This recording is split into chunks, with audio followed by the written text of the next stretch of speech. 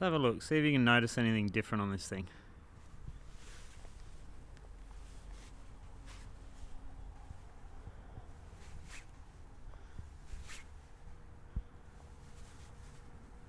It's got an RS2 200 rotor. We've got a 44mm offset Zeb 29er. Still the 27.5 front wheel. And a fun bar and stem combo. So 30mm bar, 30mm rise bar. And a 10mm rise stem.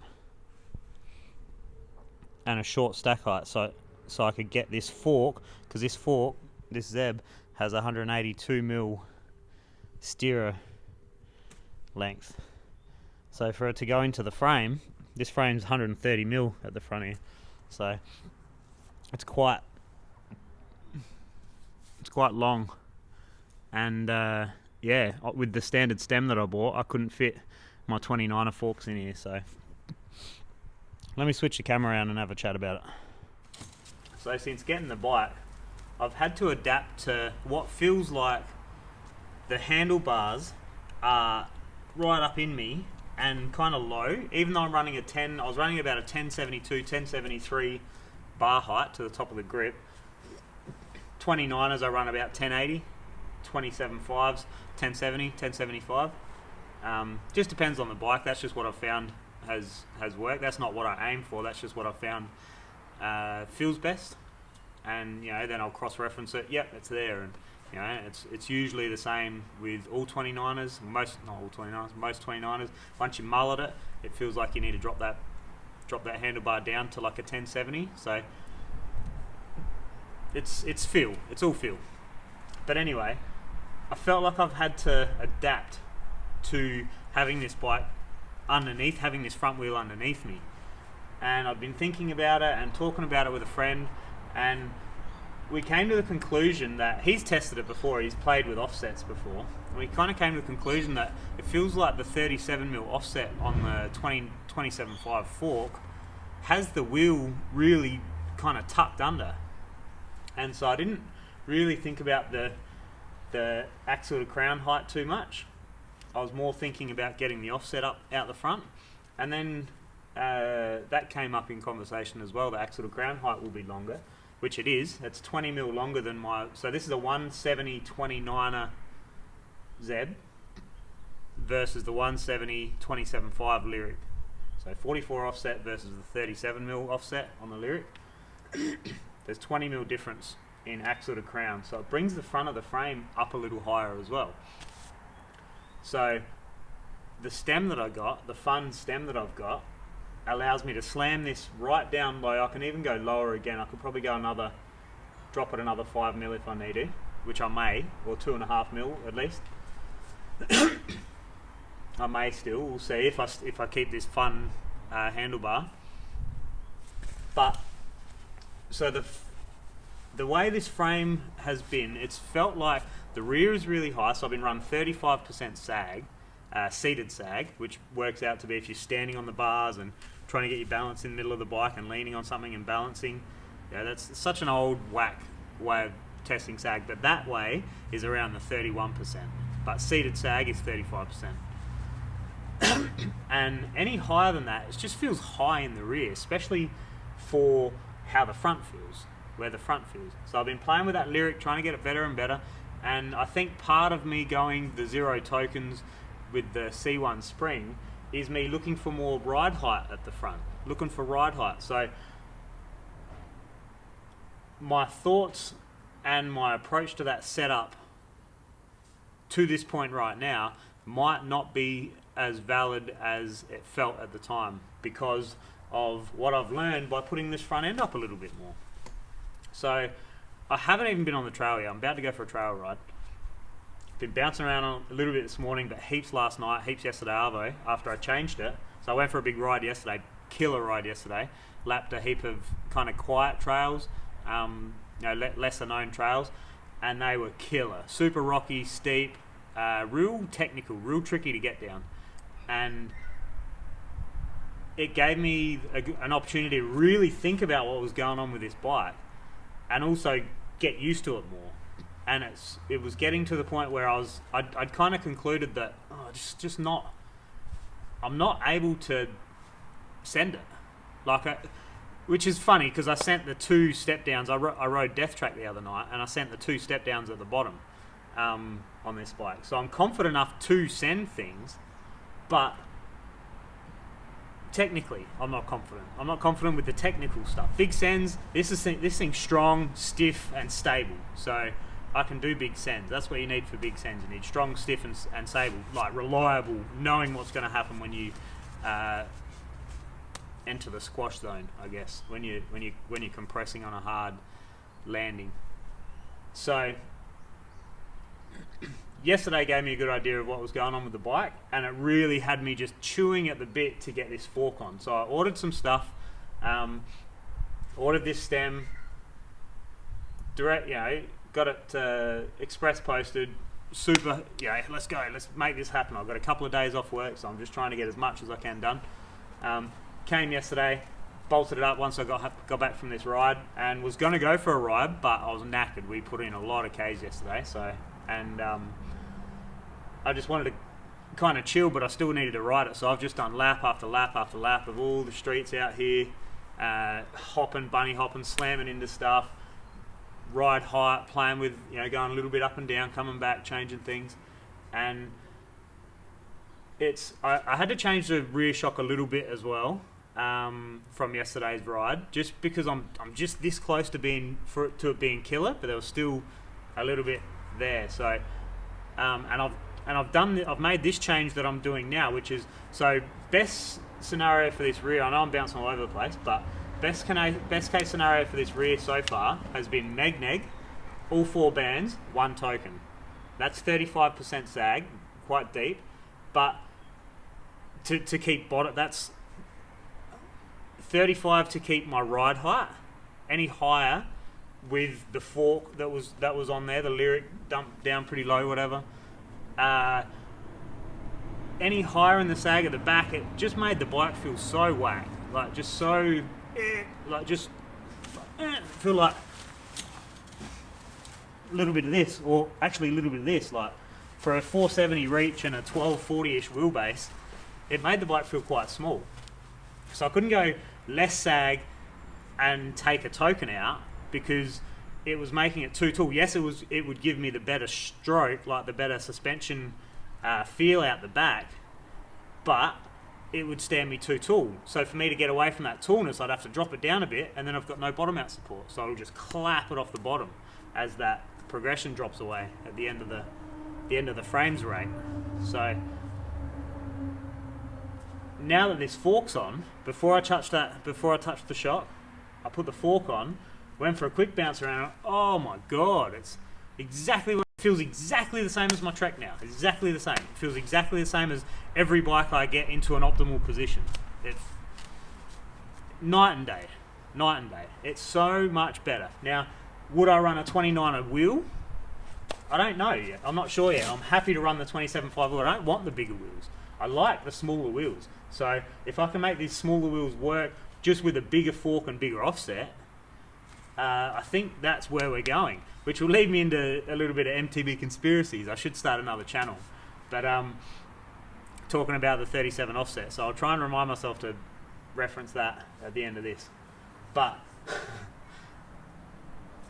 once I got this on, it instantly felt bigger, and then that 35 sag at the back felt quite low, and it made wheelies better. It made everything. It made everything better, but it felt like, oh yeah, I'm now that 35% sag doesn't feel so like borderline high anymore. It feels like it's where it should be. Like the bike is, instead of here, it's here now. And then if I was to go stiff at the front or a 29er wheel and keep that 35 at the back, it would be like that. So it'd be almost too much. So I'd need to come back. So it's given me the perfect bike environment to bring that token out of the rear shock, to bring that sag up a little bit. So I'm at 33-ish% now, and it feels killer.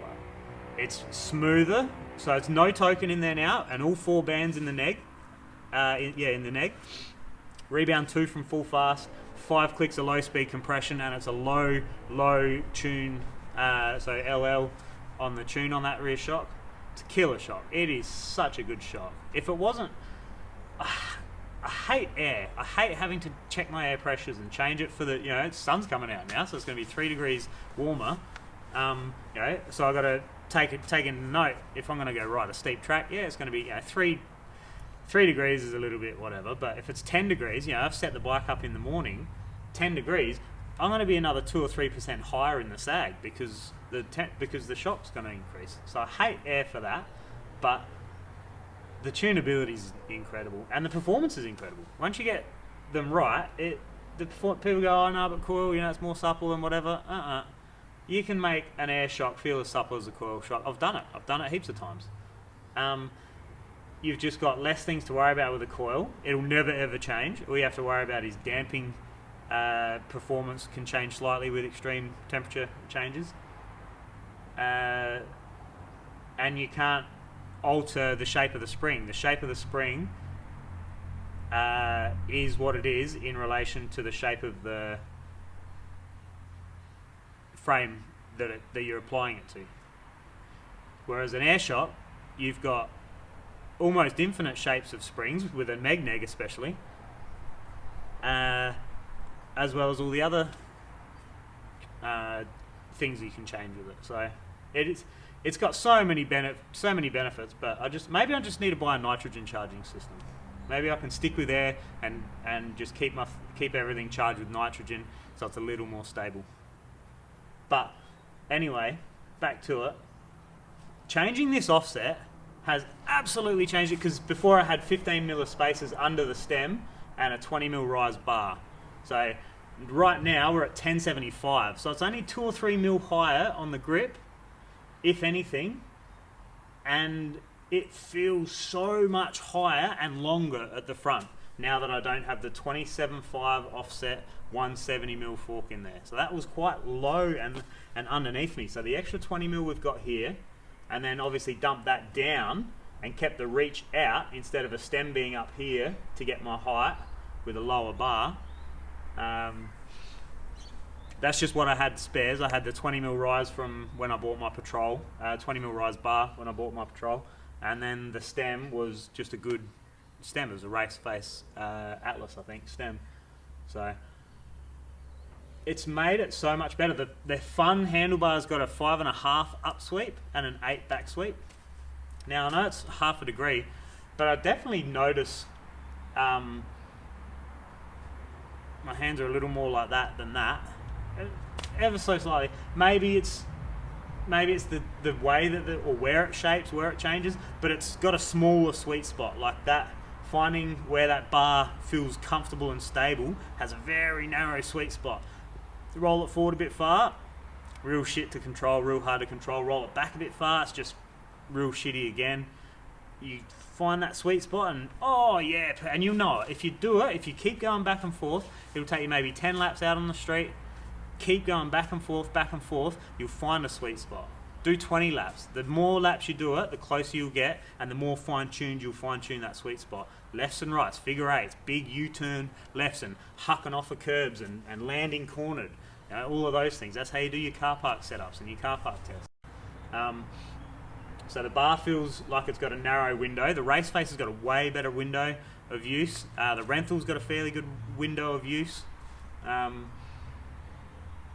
The Tag Metal's got a fairly good range of use, not too bad. So yeah, some bars are better than others. The G5 of the Canyon has just got it's like it doesn't even have a range of good. It's like you just deal with the compromise of what doesn't feel as bad as what felt there, kind of thing. It always feels like it fights you a little bit. Yeah. MTB conspiracies. Oh, you guys will love this. I got a million of them in my pocket. I've got so many of these MTB conspiracies in my pocket. Some of them will hurt a lot of people's feelings, but who gives a shit? The 37mm offset on a 27.5. We had this huge push years ago to push from 26-inch wheels to 27.5-inch wheels. Huge push. And then we got on the 20, and everyone was frothing like, oh yes, this is killer, like more speed, and oh, but there is trade-offs and whatever. And then we kind of mellowed into everyone was with 27s because 29ers were starting to move across from cross country to the trail bike scene, and then people were going, oh, it's so much better, you know, oh, there's trade-offs, but oh, it's heaps better, like more rollover and whatever, and we just got fed and fed and fed. And then the shorter offsets started kicking in with, so Giant actually did a 40, I think the standard was either 44 or 46, and Giant changed it by 2 millimeters and had good reviews, like got great feedback on doing it. And so that was the 2015 Rain. So my 2015 Rain had the 40, I think it's a 46 offset. They went a little longer maybe. To suit the steepish to 65 and a half maybe, or 65 head angle. I think they were on the ball there. When you get a little slacker, you can go a little shorter. But the 29ers were 51 offset initially, and then they came down to 44 as the head angles got slacker. We needed to bring that wheel back in, so it became that 29er needed a 44, and then the downhill bikes with the longer forks needed a 51 or whatever, or 50, whatever it was. I think it was 51 or 55 offset. But then they translated what they learned from the 29ers coming down to 44, and they went, well, 27.5 wheel is smaller, so it must need more offset, less offset again. And I don't know exactly how they got to that, whether it was mainly through testing or mainly through adaptive theory, like adapting that theory to the next wheel size down. But I think, and this might be, I might be wrong here, this might be more to do with the 20 mil extra I gained underneath the frame, but it certainly feels way better having my wheel out forward a bit further. So the offset I can definitely feel with the wheel out further forward. I'm almost sure of it. And being higher feels better. But I think the 37 offset may have been pushed a little harder to give the 29er Revolution a bit more steam behind it. Like, oh yeah, nah, these new 27s. I just rode my mate's new 2020 27.5 with a shorter offset, and then rode the 29er with a shorter offset as well, with a 44 offset, and yeah, the 29er is definitely better. Like, maybe that's why I like mullets as well. Maybe that's why I like mullets, because I do like the 27.5 out the back. It's less crazy when things aren't set up perfect. Still easier to hold on to, and when things are set up perfect, I think I can go faster for sure. And smaller components. Everything's a little smaller, a little bit lighter as well, I guess. Yeah. But yeah, maybe the short offset was a little bit of a push to push 27.5 away, and give 29 all the movement. I don't know, but put that one in the bank for the tinfoil hat MTB conspiracies. But anyway, this bike should be killer. Let's go for a ride. I've babbled more than enough.